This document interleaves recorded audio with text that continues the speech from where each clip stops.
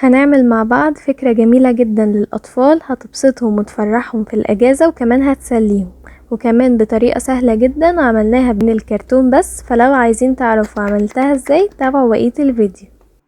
أول حاجة هنحتاجها وهي كرتون تقيل يكون محمل بالطريقة دي، وهنجري على المطبخ نسرق أي غطيان حلل عندنا مقاسين مختلفين علشان نقدر نرسم الباترون بتاع الفيل. اول حاجة عملتها وانا برسم الباترون جبت اكبر غطا حلة علشان اعمل دماغ الفيل، وبنفس الغطا عملت الجسم، ومن الجزء اللي تحت ده هبتدي اربعه بالطريقة دي علشان يبقى القدم.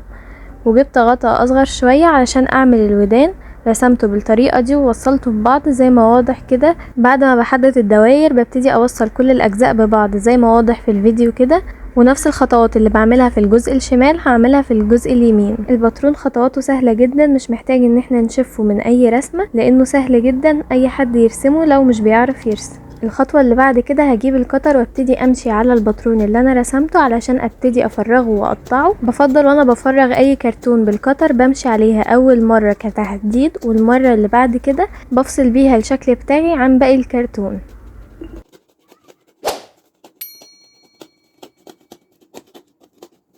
وده بقى شكل الفيل بعد ما فرغته وفصلته عن الكرتون. في خطوة كمان انا عملتها وهي ان فتحت مستطيل بالشكل ده بنفس عرض الكرتون علشان ادخل منه الزلوم. جبت كمان ورق فوم من الفرخ الكبير وقصيته على نفس شكل الباترون باللون اللبني او لون رصاصي على حسب المتوفر عندكم. هبتدي اثبته بالطريقة دي بالشمع، هثبت كل الاجزاء بنفس الطريقة اللي واضحة في الفيديو.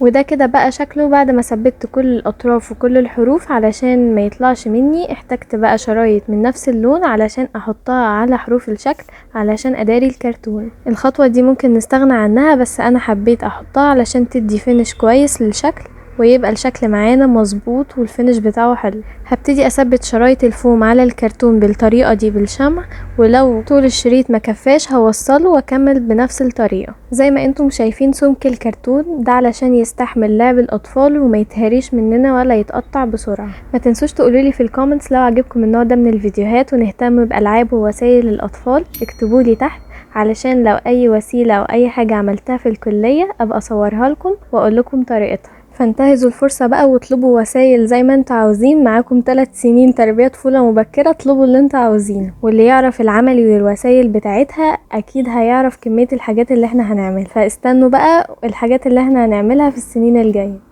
وزي ما انتوا شايفين ده كده شكل الحروف بعد ما غلفناها بشرايط الفوم. الخطوة اللي بعد كده رسمت شكل قوس بالطريقة دي علشان يبقى زلومة الفيل، وعملت الجزء المستطيل اللي من فوق ده علشان ده اللي هدخله من الفتحة اللي احنا عاملينها في وش الفيل. قصيت على نفس الشكل ورق فوم بنفس اللون وهبتدي اثبته بنفس الطريقة اللي عملناها في الفيل.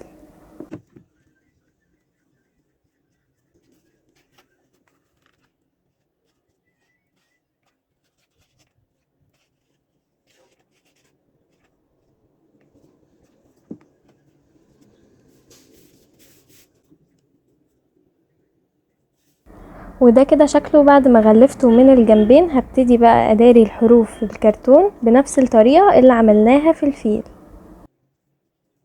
حبيت انبهكم لغلطة انا عملتها ما كانش ليها اي لازمة، وهي اني اغلف الحرف بتاع المستطيل اللي انا هدخله في الفيل ده لاني كده كده هقسمه علشان اثبته في الفيل، فما كانش ليه لازمة ان انا اغلفه واضطريت ان انا اقطعه بعد كده.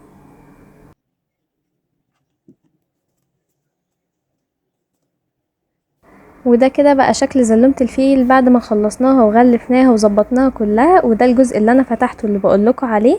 هجيب بقى الفيل علشان ابتدي اقص الجزء ده بالقطر بالطريقة دي علشان اقدر ادخل الزلومة.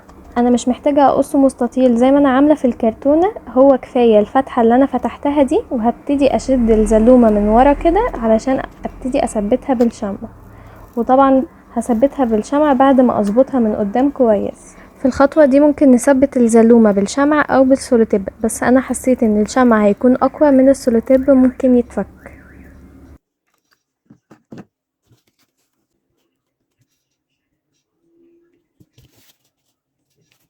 وده كده شكل الزلومة بعد ما ثبتها كويس. ممكن نكتفي لحد كده، بس انا حبيت بقى ازود ملامح الفيل، وهي اني رسمت الودان البينك والعيون والجزء اللي هحطه في القدم من تحت ده، وكمان الفم بتاع الفيل. وهبتدي اثبت كل ده بالشمع، وبعد كده يبقى معانا الفيل جاهز. كل الحاجات دي رسمها سهل جدا، بس انا برضو هسيب لكم الباترون في لينك تحت في الديسكريبشن، تقدروا تاخدوه، تقدروا ترسموا بيه كل الرسومات والاشكال دي. ممكن بدل ما نعمل ملامح الفيل بورق الفوم، ممكن نرسمه كمان بأي ألوان أكليريك عندنا، بس أنا استسهلته بصراحة وعملته بورق الفوم. في ناس بتفضل انها ما تغلفش الالعاب او الوسائل، بس انا حبيت ان انا اغلفها واعملها بالوان مبهجة للطفل، لان الالوان دي بتلفت نظره وكمان بتشجعه على اللعب.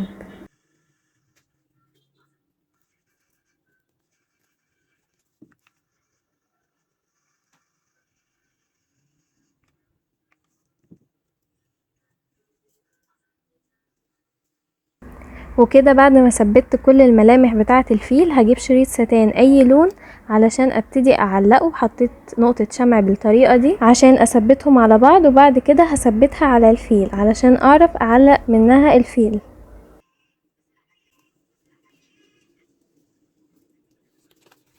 وده بقى كده شكل الفيل بعد ما خلص. حقيقي شكله جميل جدا، والفينش بتاعه تحفة، وطلع كأنه حاجة جاهزة مش كأنها هاند ميد خالص. بعد ما خلصنا الفيل بقى هنبتدي نعمل الحلقات اللي هنلعب بيها. انا هنا جبت دايرة من الكرتون، النص قطر بتاعها 10 سنتي، وبعد كده عملت الدايرة الاصغر النص قطر بتاعها 7 سنتي، وهبتدي افرغ نص الدايرة الصغير اللي جوه علشان ده مش هحتاجه. وده كده شكلها بعد ما فرغتها. هجيب اي لون فوم باللون اللي احنا عايزينه، او ممكن نغلفه بورق كنز. هبتدي احدده بالطريقة دي علشان بعد كده هقصه. هحدد الدايرة الكبيرة من بره والدايرة الصغيرة من جوه. طبعا احنا كان ممكن نغلف الفيل بورق الكانسون او بورق الفوم عادي، بس على حسب المتوفر عندنا واللي احنا نحبه، بس انا حسيت الفوم هيكون احسن واسمك من ورق الكانسون، ممكن يتقطع بسهولة.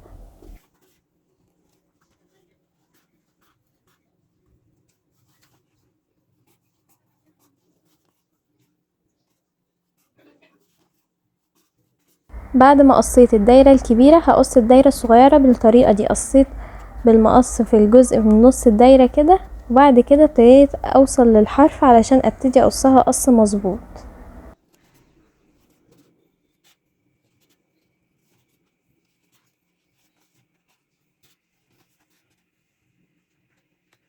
وكده بعد ما فرغت الدايرة هحتاج منها واحدة كمان علشان اغلفها على الكرتون من الوش ومن الظهر.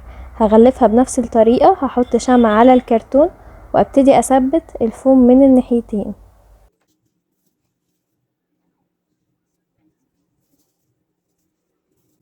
بفكركم مرة تانية لو لسه ما عملتوش لايك وسبسكرايب وشير للفيديو.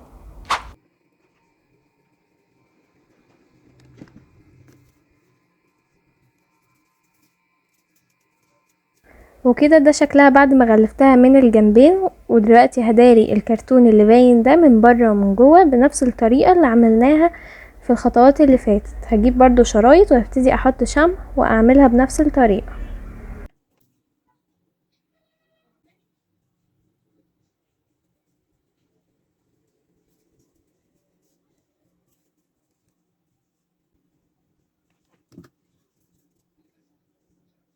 وكده بعد ما خلصت الجزء الخارجي من الدايرة، هبتدي بقى اساوي لو في اي حاجة طالعة بالمنظر ده، هبتدي اسويها بالمقص عشان يبقى كل الطول متساوي.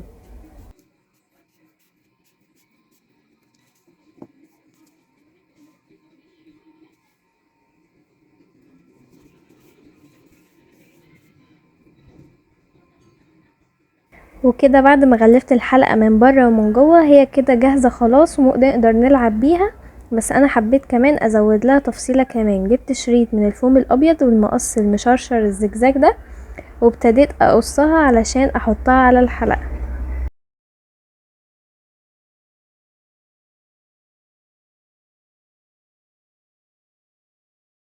وده شكلها كده بعد ما قصيتها. هجيب بقى الحلقة واحط شمعة وابتدي اثبتها على الحرف ده كده.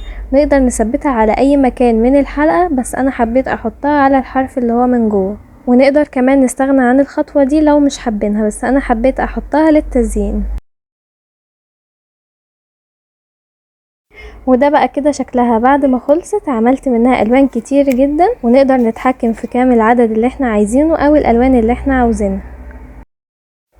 وبس كده، دي كانت فكرة النهاردة، وسيلة مسلية للأطفال. أتمنى منكم ان انتوا تعملوها وتوروني شغلكم، وكمان تبسطوا بيها أطفالكم وتفرحوهم في الأجازة. هي أخدت مننا وقت شوية، بس حقيقي تستاهل كل الجهد وكل التعب، لأن هي أصلا مسلية جدا للكبار وللصغيرين، وكل الأطفال هيفرحوا بيها وأنا متأكدة من كده. فلو عجبتكم الفكرة اعملولي لايك، واكتبولي عايزين أفكار ايه تانية.